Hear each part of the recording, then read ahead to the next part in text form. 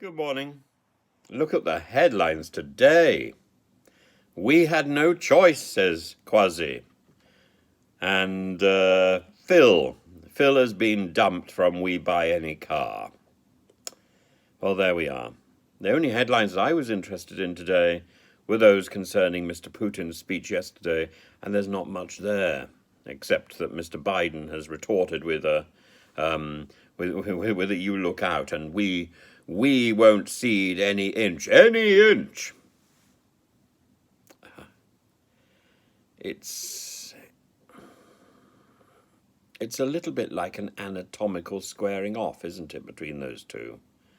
It's not attractive. It's not attractive, and Mr. Putin, Mr. Putin's about to be 70.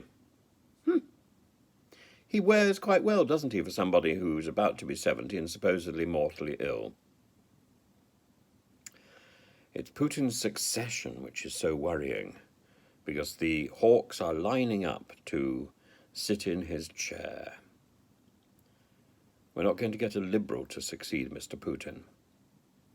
It's going to be even worse.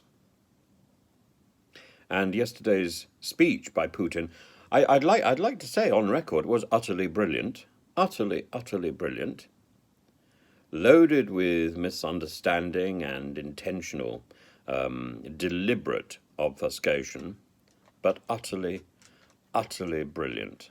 And I would say in some ways, if you wanted that, reassuring. But hidden in that speech was a threat to use nuclear weapons. America had set the precedent. Russia can follow. And this alarming idea that Zelensky can come to the table and negotiate, but for what?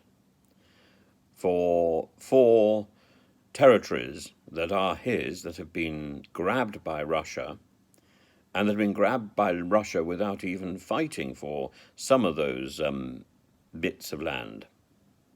Russia is grabbing and assuming it is its territory, the north of Donetsk, the north of Zaporizhia, the north of Kherson.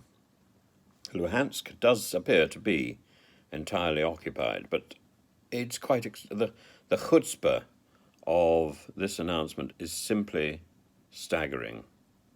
So does that mean that under Putin's legalistic framework, Ukrainians now have to leave Donetsk entirely, and Kherson and Zaporizhia? I'm not quite sure what is envisaged. It's simply an excuse for carnage in the near future.